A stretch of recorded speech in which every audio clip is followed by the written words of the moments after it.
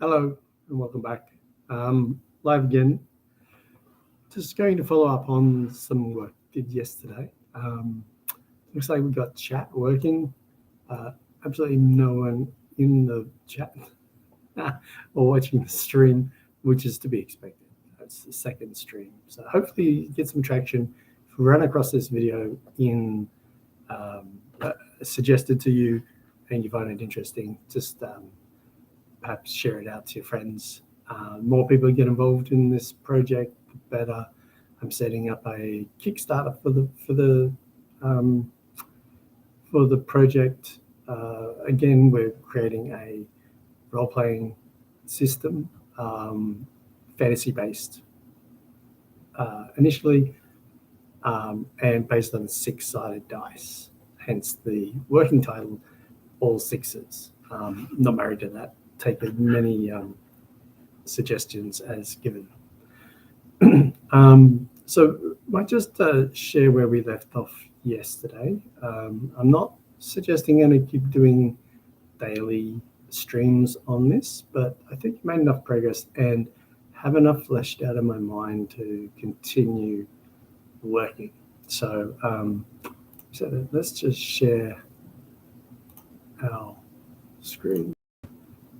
And you can see that I've made some edits, so I'll just go through those first. So I just added a bit of verbiage about the game, which, it's a role-playing game, uses six-sided dice. That's where we're at the moment. I don't want to go into too much detail until I put the bones of the game together. But I would like to just add to that fast-paced game for adults.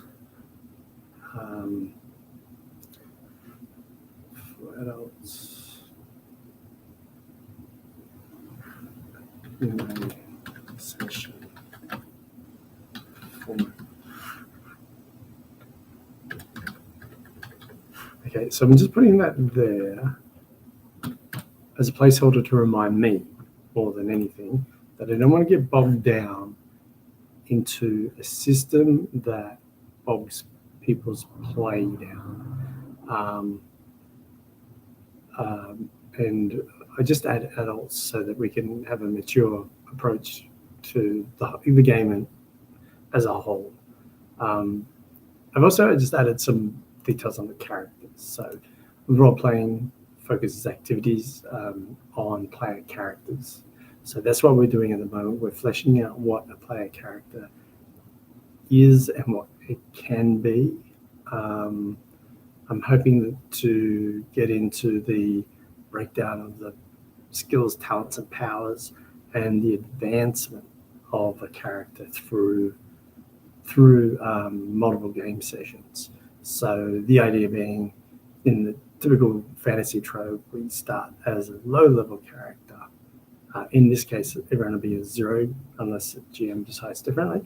A zero-level character, like just a normal peasant or normal personage. And they will progress as they undertake adventures that challenge their abilities, so that they can move forward. Okay, so again, I've just reiterated that characteristics are size, strength, dexterity, intelligence, and presence. Okay, they then logically split into abilities that underpin the characteristics. For instance, strength is brawn and fitness. Yeah, but it's overall the character's strength. And then I've just added a little, well, it should become a graphic that shows characteristics split into abilities, and then the abilities hold the skills, talents, and powers. And I just want to do a little bit on what the difference between those three things are, because I want to treat them separately for game purposes. Okay, I've added the actual size indicators in here, so what a huge creature is, and what a tiny one is: small, medium, large. And I think it's like fair to say that, again, with the, this hasn't changed. But with the orc, I think I'm going to give the ability to be huge, large, or medium. And again, I've just added some verbiage around what a half orc is. I think adding the huge for a half orc just gives them that super extra advantage. Again, it might be up to your GM, who will say, no, I don't want huge creatures. They're just not realistic. I don't think any creature is going to be over 9 foot tall. But I think in fantasy world, it may be that a huge creature, half orc, could exist. And again, it depends on the campaign. Maybe the orcs in the campaign are short and runty. No hard and fast rules around campaigns. I've added a table which indicates the weapon sizes and the possible maximum and minimum of the effect size has on brawn maximum levels and nimbleness maximums. Okay, so the rationale here is that the larger you are, the more muscle mass you can carry, hence brawn increases in the maximum rank. And conversely, the bigger you are, the less nimble you can possibly be. And the smaller you are, the more nimble and less brawny possible. Okay, so it works into archetypes, racial archetypes in a sense, but I think it's just, it's useful to give us an indicator of the penalties and advantages of different size races. When it comes to weapon size, this is a bit more fleshed out in the when we get to, sorry, just adjust that before it drives me mad. When it comes to combat, I don't want to get into particular weapon types, as in long sword, short sword, that sort of thing, in terms of it being a small, large weapon. Because I think in the hands of a large creature, it's still a medium weapon, right? But he wields it differently. I've put in, so for instance, a huge creature can grab hold of any huge weapon and use it normally. Yeah. Same with a large, medium. And then I've said, okay, there comes a point where a small weapon would be like a dagger. Not a huge dagger. And then tiny weapon will be like a resized weapon for like a tiny little rapier or something that you would expect a pixie to use or something like that. So it's sort of, when you're a huge size creature, using those little implements, not really practical. So I've said no, you don't use them. And I've said no, you don't use a tiny weapon. It'd be like me trying to fight with a toothpick. It's just not going to work. Just can't wield it that way. And also, if you're a small creature, you're going to struggle with larger weapons. Like a large weapon would be, in effect, something like a great sword, right? A huge weapon would be an oversized great sword, like built for a giant or an ogre. Giants would be a larger rating than just huge.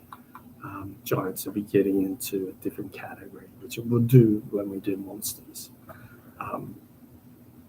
So with a small character, I want to be I want to make sure that we have the possibility, like just an understanding of what weapons are usable. And when we get to combat, the weapon size, pardon me while I just turn off my phone, the weapon size will be, it will be instrumental to the amount of damage done. And we'll get into the type of weapon when we talk about skills as well. But to try and keep things fair, when you find a weapon, it'll have a characteristic of large, medium, small, or tiny, and it'll also have a characteristic of the type of damage it would do. So it'll be a bludgeoning weapon, or a slashing weapon, or a pointed weapon, and that's the category that it'll have. So it might be, the guy's wielding a large bladed weapon. Yeah. So you take that to be anything from a bastard sword and there's so many different names of weapons as well. So, it depends on the culture you're in, or the type of society that's there. What the name of that weapon will be, but it wouldn't matter if it was a large curved two-handed weapon, or a large straight-bladed two-handed weapon. It's going to be a two-handed blade, and that will affect the amount of dice damage that it will do. Okay, so and that'll also be affected by the brawn skills. So we'll get into that in a minute. Okay, so I've just put that down so that people can understand what type of weapon is wieldable. The little asterisk means that yeah, sure, you're small, you want to use a medium-sized blade, like a long sword, sure, but you're going to wield it with two hands. And if you're tiny, you're going to have to wield a short sword with two hands. It's just the disadvantage of your size. And I will note also that I think I had this before, but the size range for a gnome goes down to tiny. So that's out of the box, and use it as you wish. Okay, so now that we've, like I said, I've just added some verbiage around what a human is and some idea that they're versatile and ambitious, jack of all trades race. They lack specialized traits of other races, but excel in adaptability, thriving in diverse environments and cultures, average in build and appearance. Their strength really lies in determination and ingenuity. Okay, and like I said before, that just translates to be pick an attribute. And I've got to change that because I'm not using the term attribute, I'm using the term ability. So I'll go through and clean that up in the next edit. Okay, so now we've got that. I want to add some extra sections. I'll just go to my notes at the moment.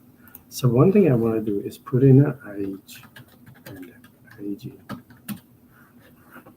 section. So I want to apply timelines to the game. So time will have a real consequence. More so for some races than others. Some races are very long-lived, and it won't matter what time frame you have in your game setting, they'll be there at relatively the same age throughout. So let's put age and aging. Whoops, and I want that to be a heading one. Okay, so aging by race. And here, think we need to put a little table in. So we got the age, and then we got 7. And we got 5 different categories. Okay, so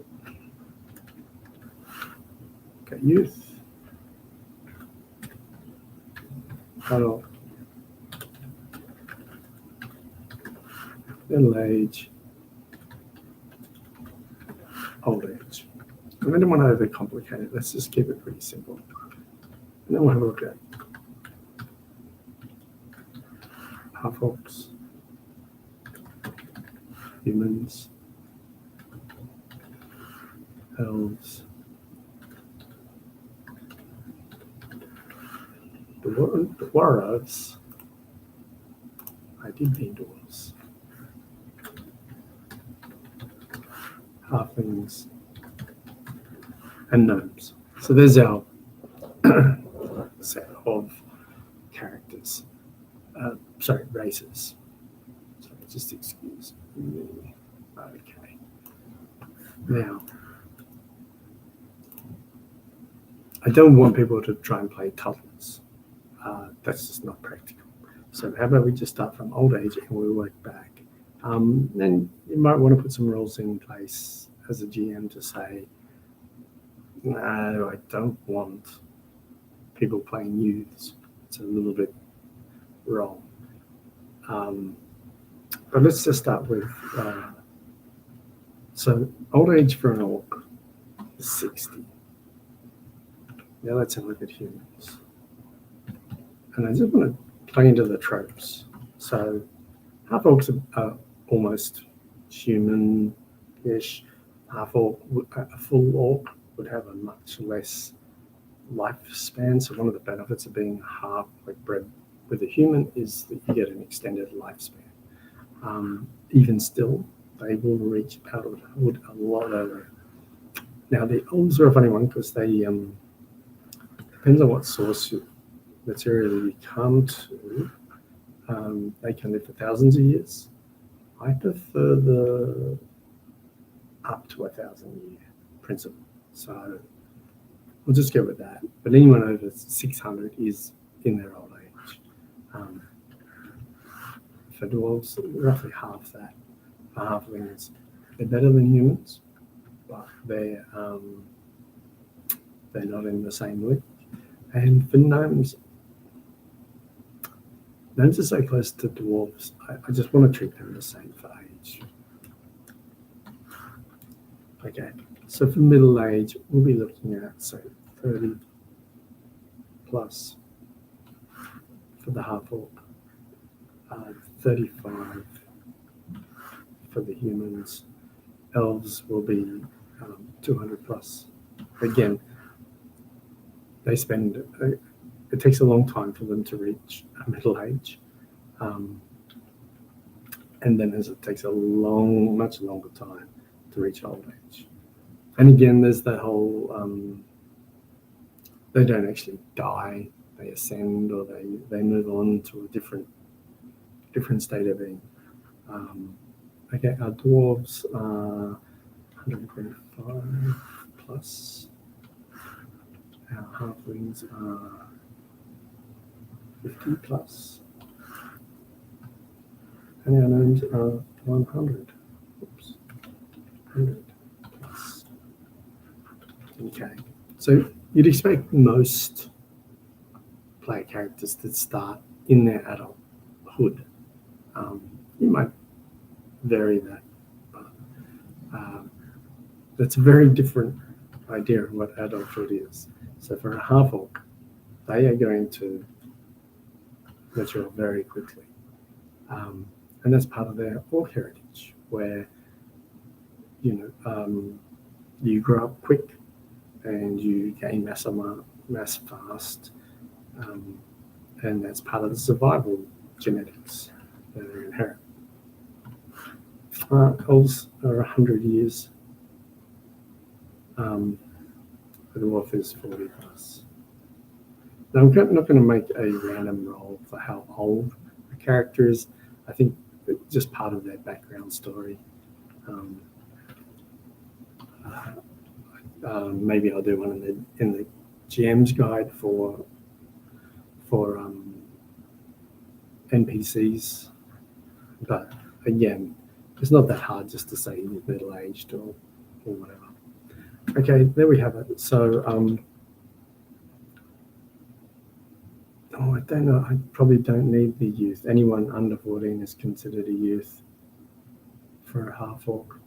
So maybe I don't even need that.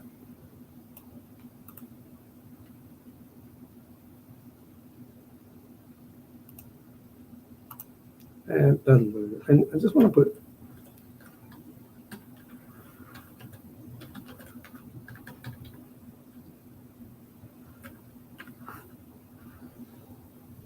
so again, I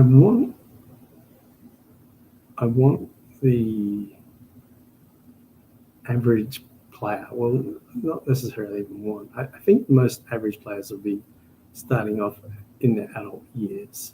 There may be a call for halflings or humans to be younger, 16, or whatever the case may be. But I think I want the effects of aging to apply across all races equally. So I think adult is just going to be standard. So I go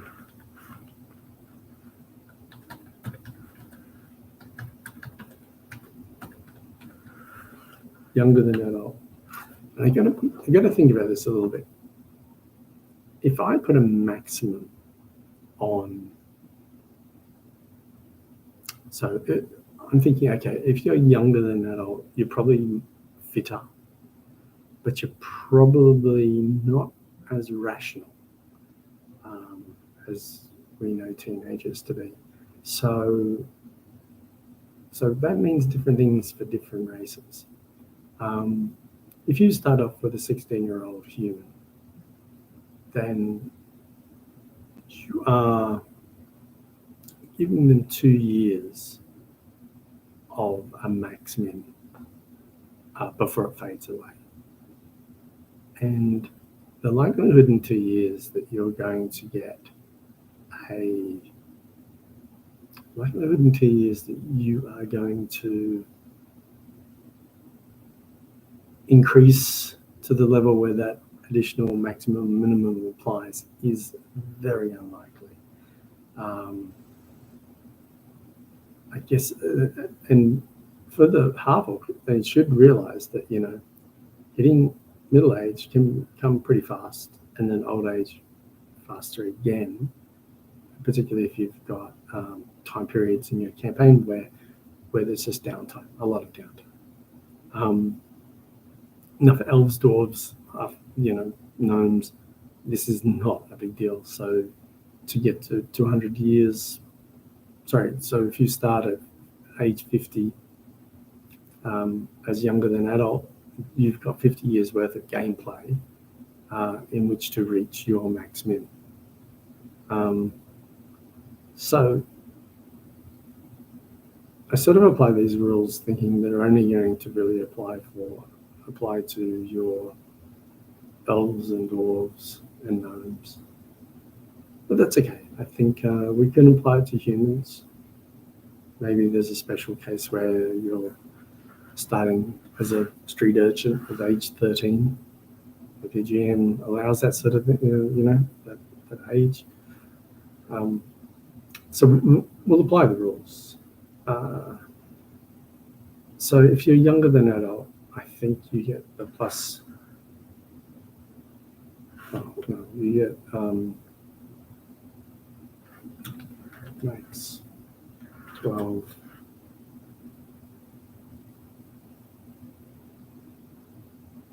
I wonder if it should apply to quickness as well. Yeah, I don't think it should apply to fitness. fitness indicates that you've spent, because if you're a juvenile, you're not that tough. So let's go with quickness. And then when you get older, if you happen to get up to your max 12, you're going to slow down as an adult. You're just not that quick anymore.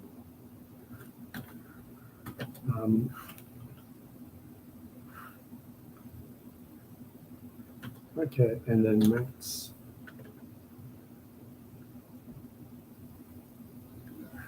Max 8. Reason. I don't want to put it on wisdom because I don't think there's any. I want to put it, like I said before, on reason. I do want to put it on reason because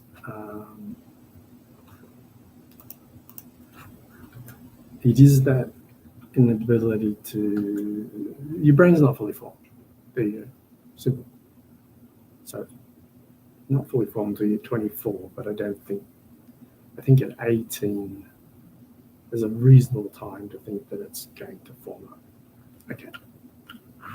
So, middle age,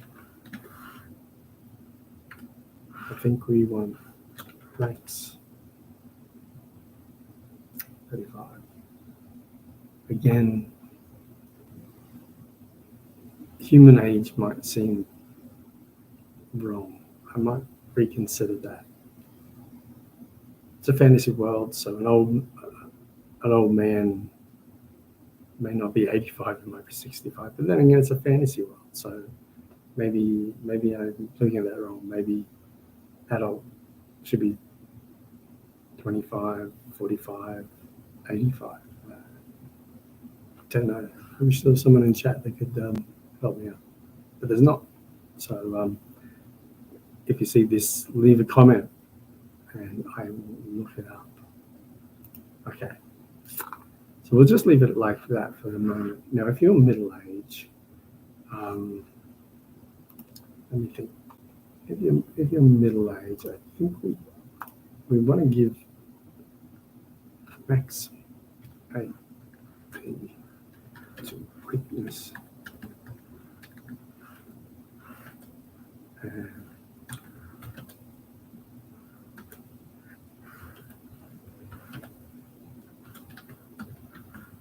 To wisdom. Just means that you've managed to,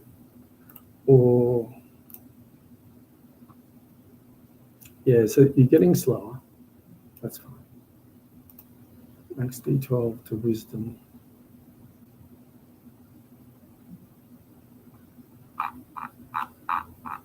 You think? Is it wisdom? Yeah. So you learn a lot, and you've gotten wiser, and you start to expand your wisdom. Okay, now I want to be really cruel with old age because it is cruel. And I really want to. And by the way, this will, if you are a fighter and you've built up your brawn, your fitness, your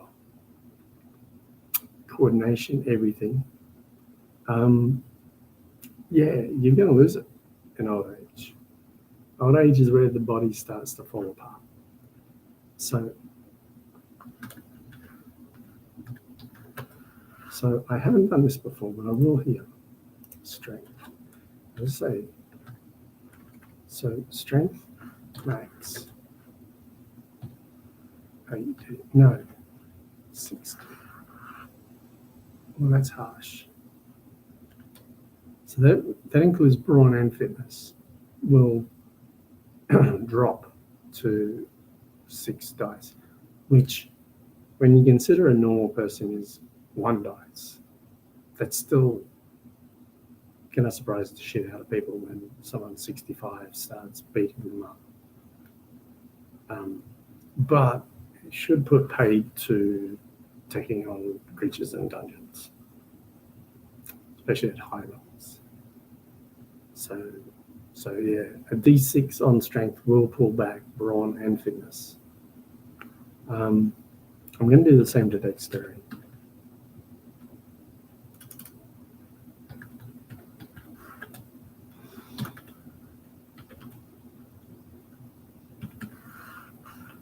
No, I'm not going to be as cruel.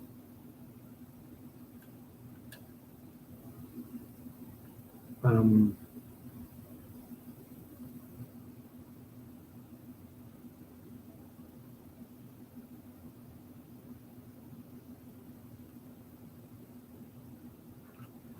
I think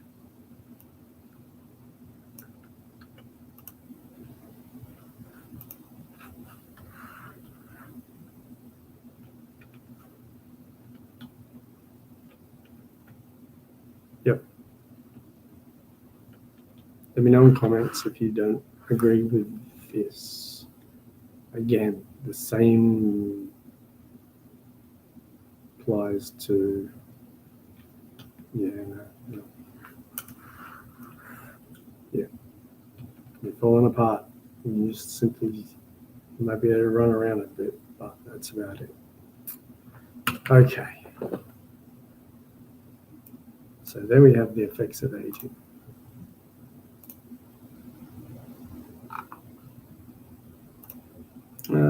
I'll review this. I'm not sure if I really agree with it 100%.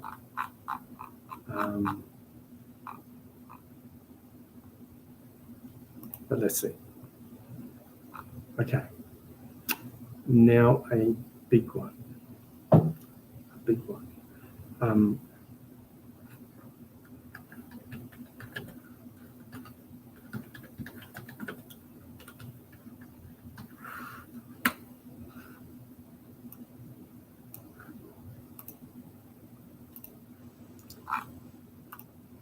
So skills, talents, and powers are really the bread and butter of your character.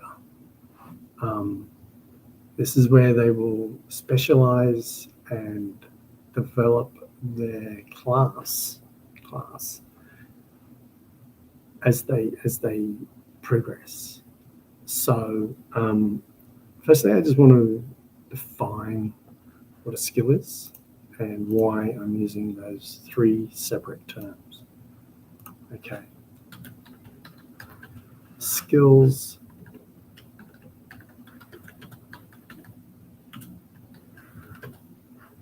train or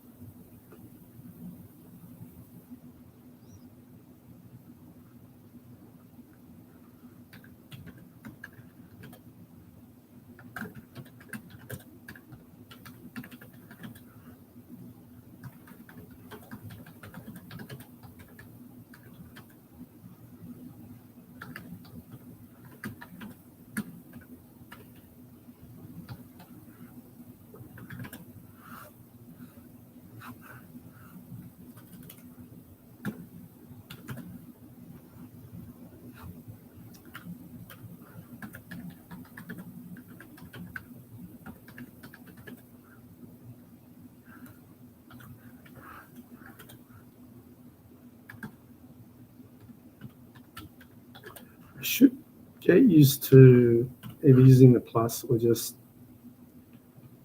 3D. So that's 3 dice. 3 dice beyond.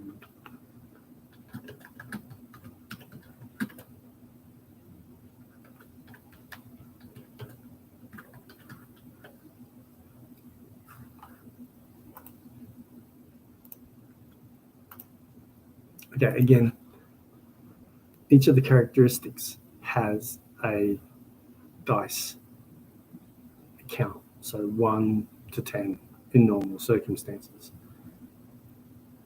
The ability attached to that. So let's take strength as an example. Let's say you've got a 2D strength. The ability is the same or higher level, unless affected by magic or disease or something out of the ordinary. So in terms of strength, your fitness and your brawn would be at 2 as well. Okay, that's because it's a combination of the 2 and really just a progression.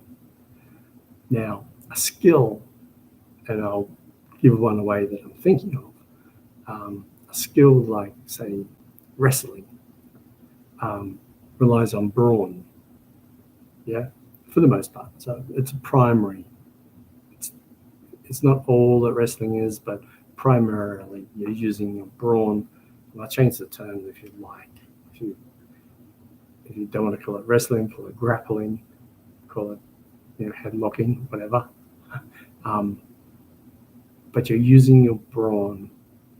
So in a regular sense, when you say, as a player, I'm going to go wrestle that guy and hopefully put him on the ground. Okay, so you're going to pit your brawn against his brawn. He's going to, if he resists, then it becomes a check between the 2 persons' brawn.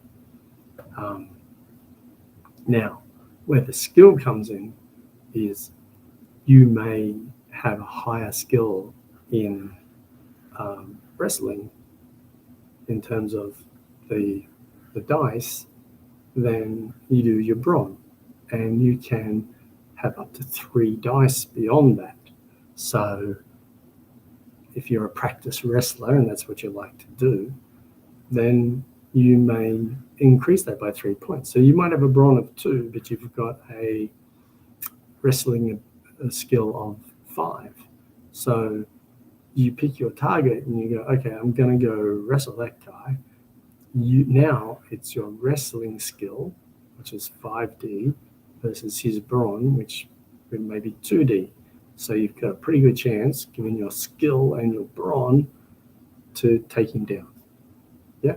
So that's why we say that skills can advance beyond the character's ability dice. And when we come to progression, you'll see how using those skills like wrestling, you will be able to progress your skill to a certain point, at which point you actually have to increase your brawn first before you can continue to increase your wrestling. So you actually have to cascade your dice upwards. So your brawn cannot go beyond, your brawn can go 2 points, and I should make a note to put this in while I'm thinking right now. Characteristics, abilities. Yeah, I'll put a note here.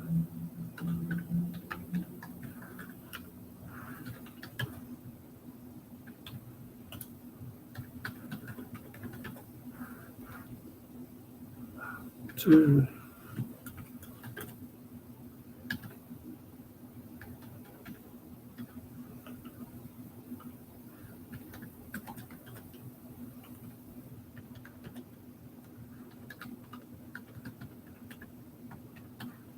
Yes.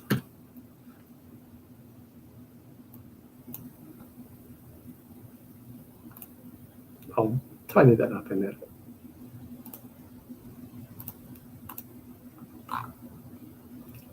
So, for instance, strength, you might start off with a 1 die strength, which is the starting point.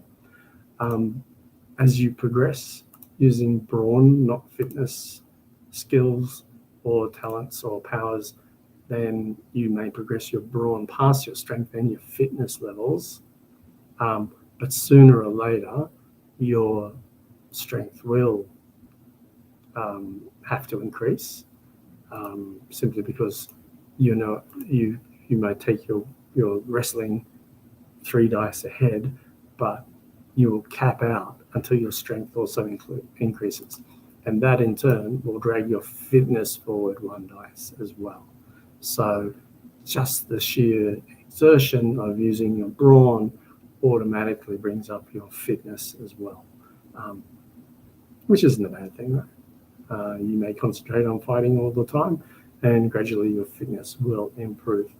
The same works if you use skills or talents or powers that are based on your fitness, then your strength and your brawn will also improve. So I've kept it at that level. I mean, if you wanted to take it even further, we could say that you've got physical attributes, and then there's strength, and then there's dexterity, and eventually by using any of these, the others will increment much slower behind. But it simply means that you're being a physical being, and all the physicality that you exercise will improve. And the same when we come to the more mental skills. Now, I didn't want to have physical and mental characteristics, but perhaps it makes more sense. I'd really like to play test to see how both those would work, if they would work. Who knows? Maybe, maybe not. Okay, carrying on. So I'm just going to define these, and I'm just going to put together some tables to start to flesh out. But really, because there's going to be so many skills, talents, and powers, I'm not going to be able to think of them all at once.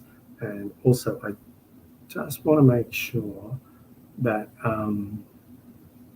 as I do them, they're balanced. So I know I'm going to come back and revise, and as I wake at night and think of one, I'll race out and add it. That's just the way this is going to evolve. Again, happy for people to make suggestions. That'd be great. If anyone ever watches the video. Small caveat. Okay, so I'll just give that a subtitle.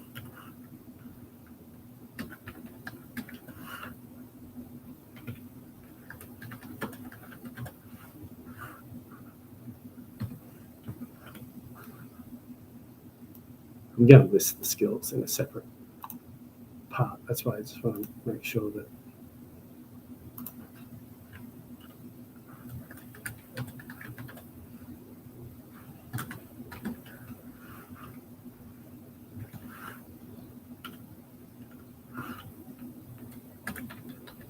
oops, not a skill.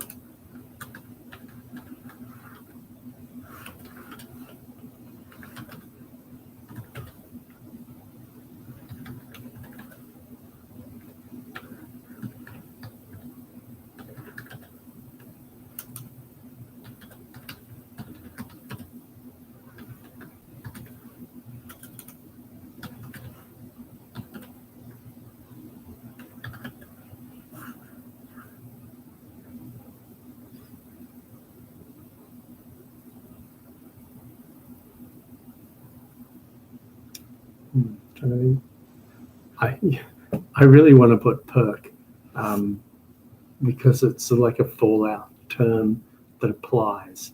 So, but I don't want perk.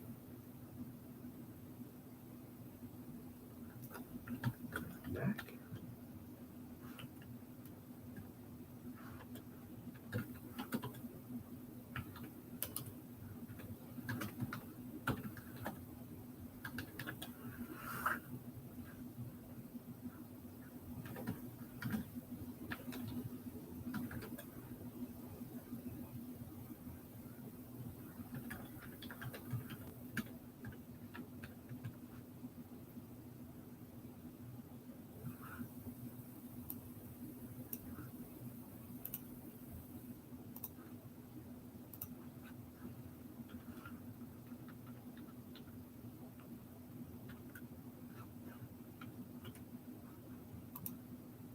again, no. So the innate aptitudes, natural gifts, and knacks that a character. I don't like knacks.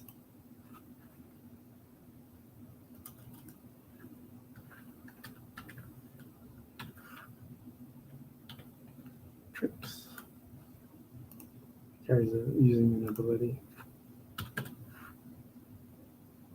Okay. So the way a character will gain a talent is they will sacrifice some experience rather than increase the ability dice or a skill. They will actually pick up a trick.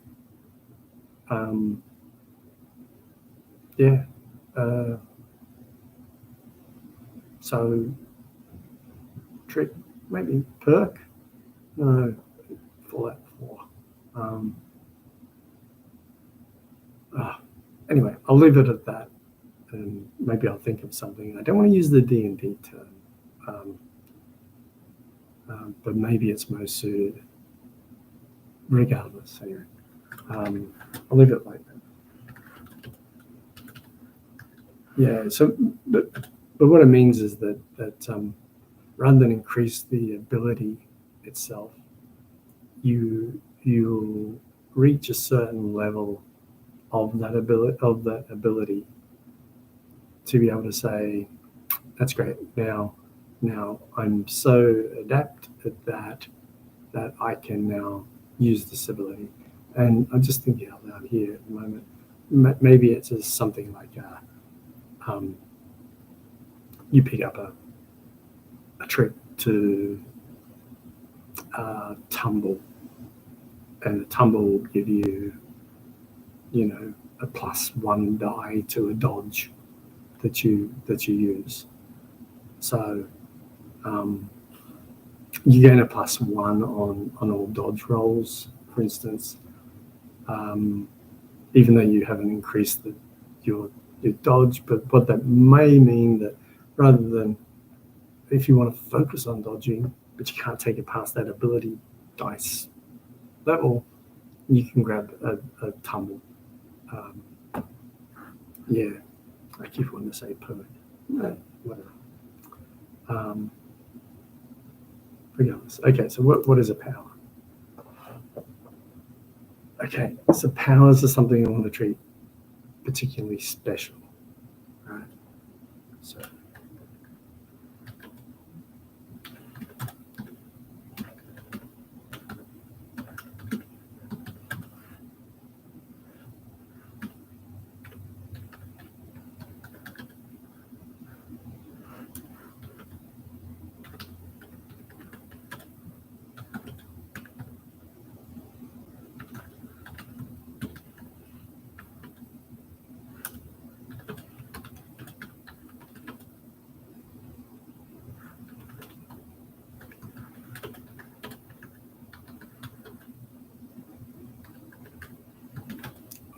I just used the word here. It doesn't matter.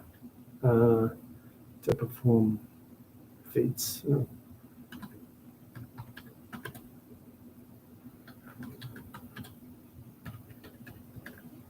Normal limits. Okay. So powers, advance.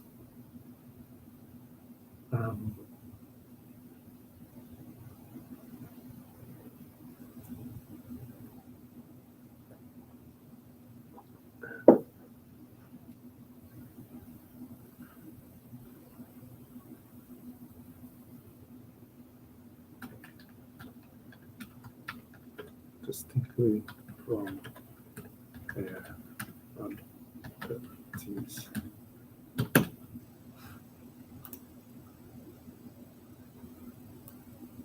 Okay.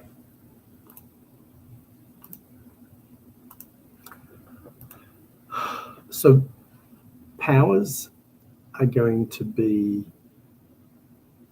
innate.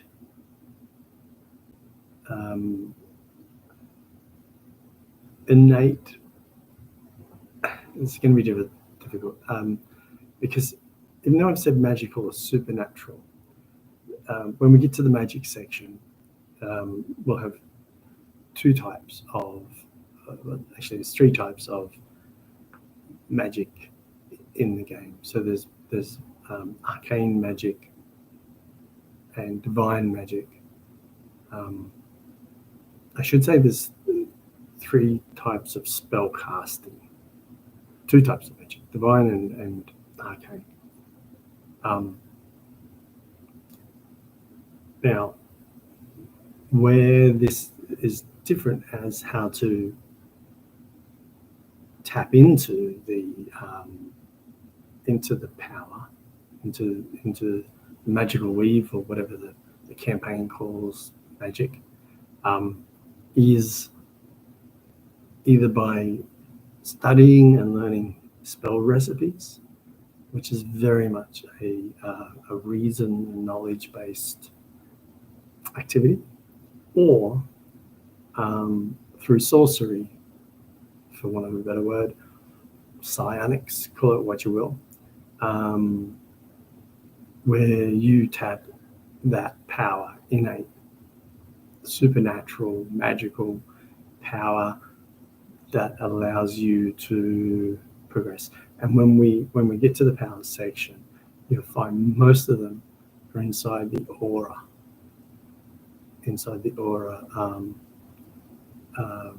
Ability, and the reason they advance distinctly from the ability, and aura will always stay at 1D, because it's not charisma. It's just simply a feeling that people get. Most of the powers will have to have been there initially or triggered by training or an event, right? Work it out with your GM, in order for that to emerge. So examples of power will be a monk's ki, his inner strength that he'll generate, and it's not like a key points or anything like that. They've just got a key die, and they can use that in some instances. For instance, and I'm thinking out loud, it might change. He might use his key instead of his fitness for just tapping some internal strength, or he may use ki instead of brawn because he's just focused energy into a punch, and he uses ki to determine what damage that punch will do. Another one will be like a berserk power, where people will simply go, have their barbarians rage, and that's just an internal. That's just how they can generate that internal power, and it'll affect different elements of their abilities, sorcery, all sorts of those fantasy elements that we know. So that's what a power will be, and again, not to be confused with divine spellcasting, which is actually tapping into the divine itself, but something like holiness, where perhaps you have an aura, holy aura, that repels evil or undead, or whatever the paladin, whatever in the campaign the paladin's abilities are, they would be powered by the aura, right? But because you're a paladin and your aura for holiness may be 6, that doesn't mean that power for ki is actually -3. It's not a skill. It's at a 0, right? Unless you were initially trained or triggered, and again, in consultation with your GM, with your background, you may enter the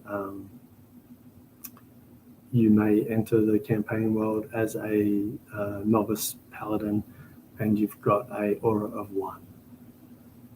So everyone has an aura of 1, and there's not much to speak about. But you may have a power under aura of 1 in holiness. So, and again, how that works in your campaign in terms of your oath, maintaining that's inside the campaign. Right? That's a totally different book. Which I want to keep the system as clean as possible from assumptions that certain campaign settings might have. But you may have a campaign setting where the paladins make an oath of poverty, an oath of fidelity to a god and a church, and if you break those oaths, then you lose your aura. It's gone. Your connectedness to that otherworldly power is gone. And maybe there's a big long process that you have to undergo, penance to work that out. Again, these are campaign issues. Okay, so we might just start with. I'm not sure how to organize this, whether I want to organize it as the skills and add a column for what ability they're derived from, or whether I just do it by ability. I think let's just do it by ability to start with. Brawn.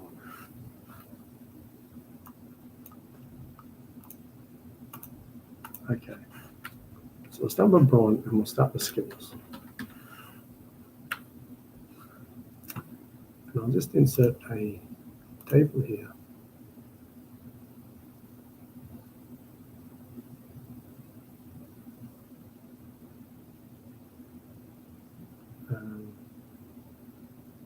Okay.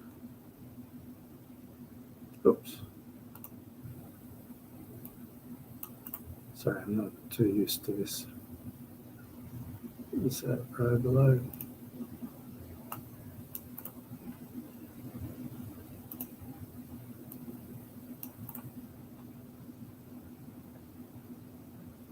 Oh, it's handy. Okay, so we'll just put some brawn skills in to start with. So the name of the skill, description, and effect. So I've got a couple that I think of, and I think I'll, as a homage to my old D&D days, I'm going to call them a grapple, which includes a wrestle as well.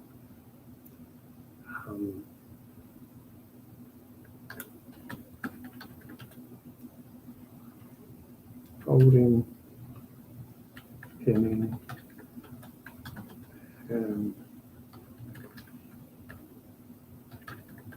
wrestling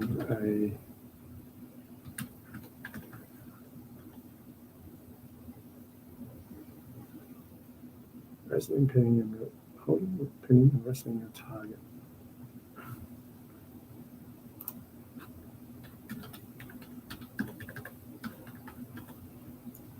If successful,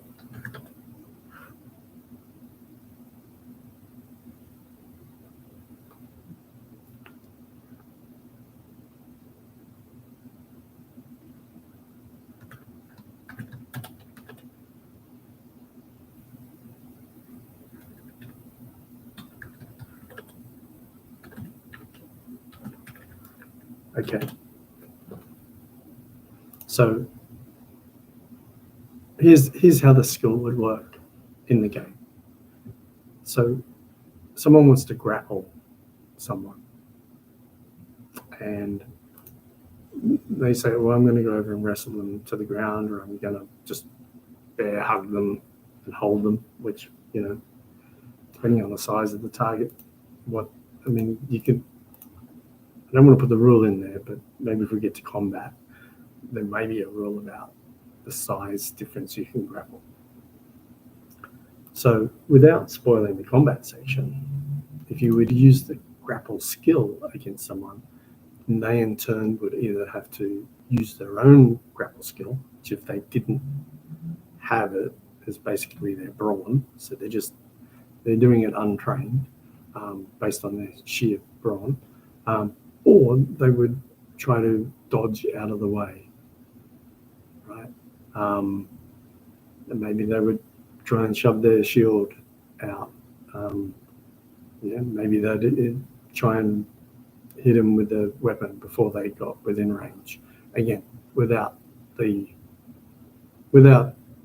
into the combat section per se, what we want to do is we want to look at the skills involved. But by the way, it just reminded me of an example of a talent. So we might say,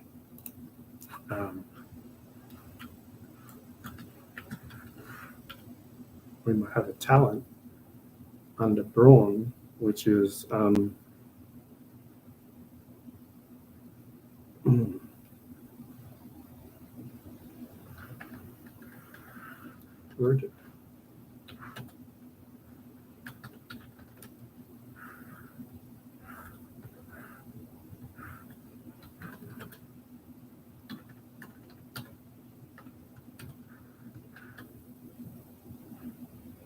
so this talent would be you've learned so well how to put yourself into a stance, that you become 4 times more difficult to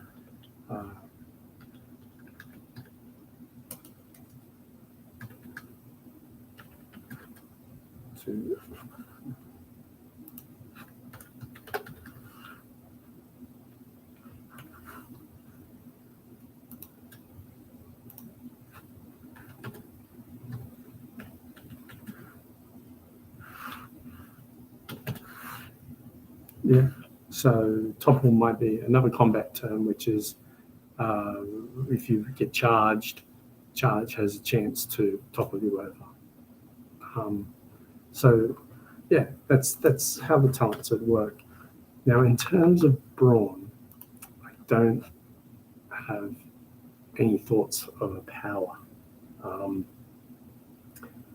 It may be that you would want to put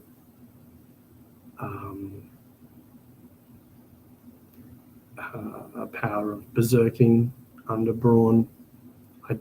I don't see that fitting. If anything, it would be under fitness. But even still, the idea that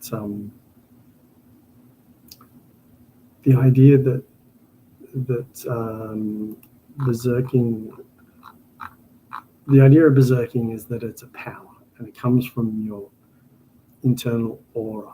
So it's you tapping into something deep inside. It's a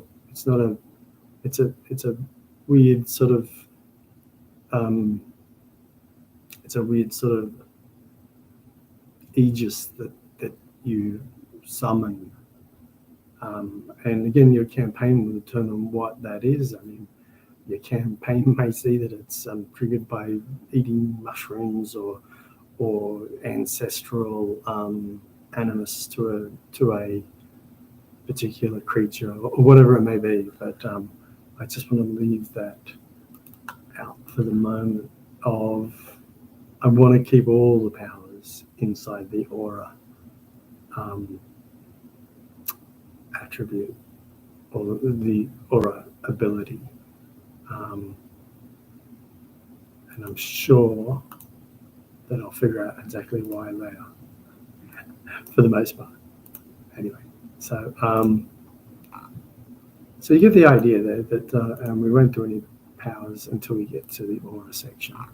But I've already touched on some that I wish to apply, and I think they will be well worth it. So that's the second video on where we're at with all sixes. Hopefully someone sees this and has a look and enjoys the ideas put forward. I will go on to populate skills and talents. And our next session will be around the actual progression system for skills, talents, and powers, which I think is the right mix. And I think that I think it's come together. So with that, I'll leave you be for now, and hopefully we can pick up again. Probably tomorrow at the same time. So I'm looking for maybe a 9 a.m. Australian Eastern Standard Time. Hopefully people can join me. And take care.